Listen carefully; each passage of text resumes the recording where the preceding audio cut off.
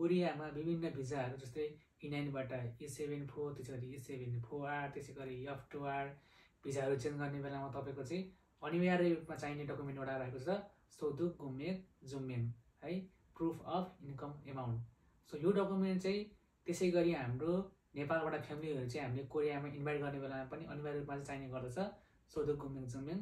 So यो सोदुक गुमेक जुमेन चाहिँ हामीले कहाँबाट कसरी झिक्ने तपाईँहरूले थाहा छैन भनेदेखि चाहिँ यो भिडियो अन्तिमसम्म हेर्नु होला। सो सोदुक गुमेक जुमेन चाहिँ हामीले सेमुसँग गएर पनि झिक्न सक्छौँ भनेदेखि त्यसै गरी हामीले अनलाइनबाट पनि झिक्न सक्छौँ।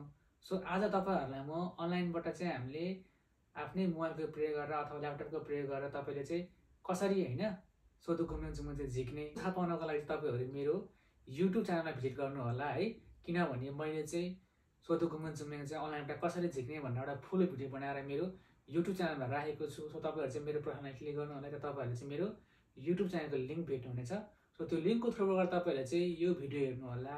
यो भिडियो हेर्नुभयो भने तपाईँहरूले चाहिँ सजिलैसँग चाहिँ अनलाइनबाट होइन सोदुक गुमेक जुमेन चाहिँ झिक्न सक्नुहुनेछ।